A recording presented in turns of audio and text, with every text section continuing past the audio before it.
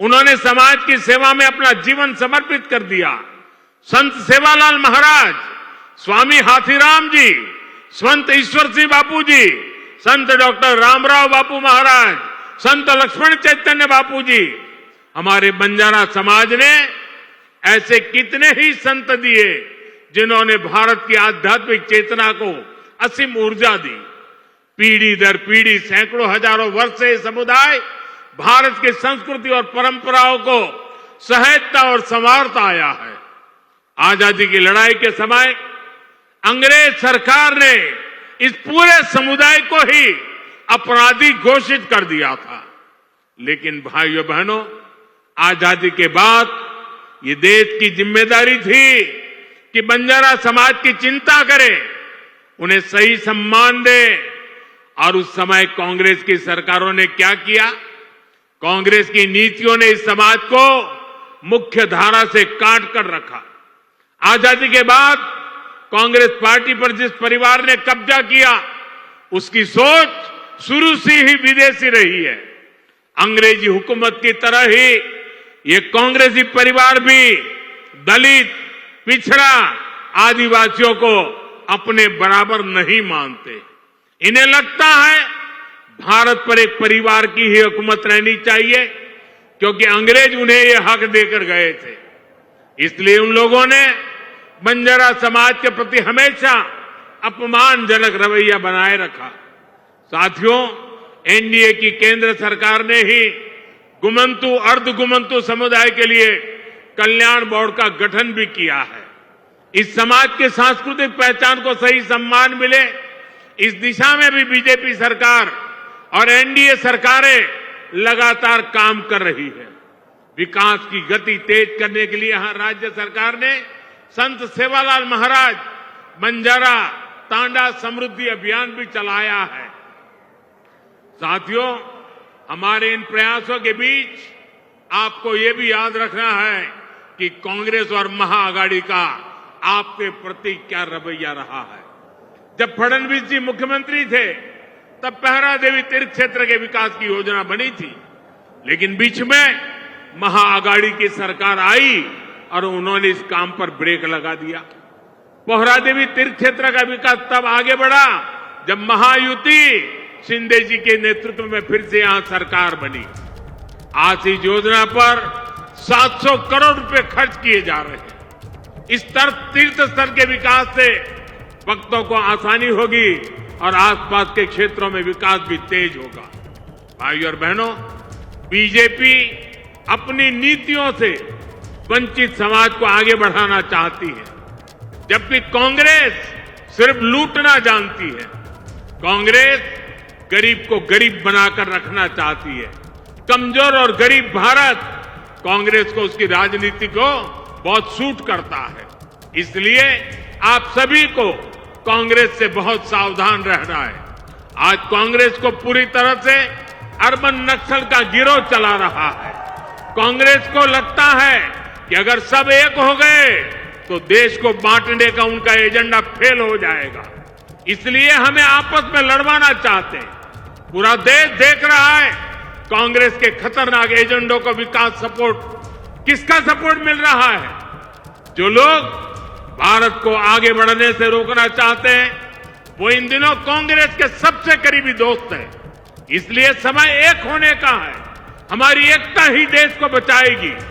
भाइयों और बहनों, मैं महाराष्ट्र के लोगों को कांग्रेस की एक और करतूत बताना चाहता हूं। आपने खबरों में देखा होगा, अभी दिल्ली में हजारों करोड़ रुपए का ड्रग्स पकड़ा गया।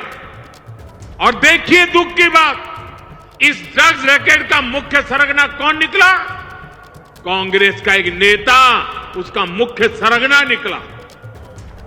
कांग्रेस युवाओं को नशे की लत में धकेलकर उस पैसे से चुनाव लड़ना और जीतना चाहती है।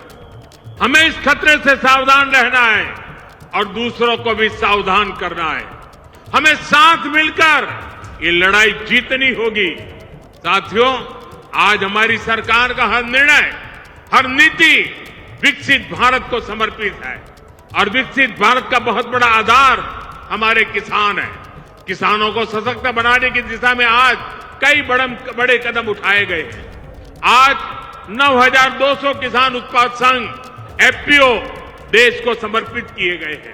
अभी कृषि के लिए कई इंफ्रास्ट्रक्चर प्रोजेक्ट का भी लोकार्पण हुआ है। इनसे कृषि उत्पादों के स्टोरेज, प्रोसेसिंग और प्रबंधन की क्षमता बढ़ेगी। ये सारे प्रयास किसानों की आय बढ़ाने में मदद करेंगे। वैसे यहां महाराष्ट्र में तो किसानों को एनडीए सरकार में डबल फायदा हो रहा है। एकनाथ जी शिंदे की सरकार ने किसानों का बिजली बिल भी 0 कर दिया है। आमच्या शेतकऱ्यांना विजेचे बिल मिळत आहेत, त्यावर शून्य लिहिलेले आहे ना। साथियों, महाराष्ट्र के किसानों ने, विदर्भ के किसानों ने कई दशकों तक बड़े संकटों का सामना किया है। कांग्रेस और उसके साथियों की सरकारों ने किसानों को बदहाल और गरीब बनाने में कोई कोर कसर नहीं छोड़ी थी। यहां जब तक महाआघाड़ी की सरकार थी, उसके 2 ही एजेंडे थे। पहला, किसानों से जुड़ी परियोजनाओं को ठप करना। दूसरा, इन परियोजनाओं के पैसे में भ्रष्टाचार करना। हम केंद्र से महाराष्ट्र के किसानों के लिए पैसा भेजते थे, लेकिन महाआघाड़ी सरकार उसमें बंदर बांट करके खा जाती थी।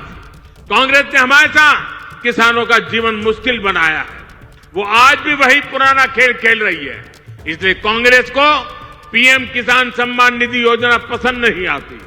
कांग्रेस इस योजना का मजाक उड़ाती है, किसानों को मिल रहे पैसों का विरोध करती है, क्योंकि किसानों के खातों में जा रहे पैसों से उनको जो कमाई करनी चाहिए, उनको जो कटकी करनी चाहिए, भ्रष्टाचार करना चाहिए, उसका अवसर नहीं रहा है। आज पड़ोसी राज्य कर्नाटका को देखिए, जैसे महाराष्ट्र में महायुति सरकार किसान सम्मान निधि के साथ अलग से पैसे देती है, ऐसे ही कर्नाटका में बीजेपी सरकार देती थी। यहाँ कर्नाटका के मेरे कई बंजारिया परिवार यहाँ आए हुए हैं, लेकिन जैसे ही कर्नाटका में कांग्रेस की सरकार आई, उन्होंने वो पैसा देना बंद कर दिया। वहां की कई सिंचाई परियोजनाओं से राज्य सरकार ने मुंह फेर लिया। कर्नाटका में कांग्रेस ने बीज की कीमतें भी बढ़ा दी। हर चुनाव से पहले कर्ज माफी का झूठा वादा कांग्रेस का पसंदीदा हथकंडा है। तेलंगाना में ये लोग कर्ज माफी का वादा करके सत्ता में आए, लेकिन सरकार बनने के बाद इतना समय गुजर गया, अब किसान कुछ पूछ रहे हैं कि उनका कर्ज माफ क्यों नहीं हुआ। भाइयों और बहनों, हमें भूलना नहीं है, महाराष्ट्र में भी कांग्रेस और महाआघाड़ी सरकार ने सिंचाई से जुड़े कितने कामों को रोक कर रखा था। जब एनडीए सरकार आई, उसने इस दिशा में तेजी से काम किया। महाराष्ट्र सरकार ने वैनगंगा, नलगंगा नदियों को लिंक करने की योजना को मंजूरी दी है। तो महाराष्ट्र के वाशिम में है प्रधानमंत्री मोदी, और किस तरीके से वहां इस मंच से वो कांग्रेस पर हमले कर रहे थे, वो आपने सुना।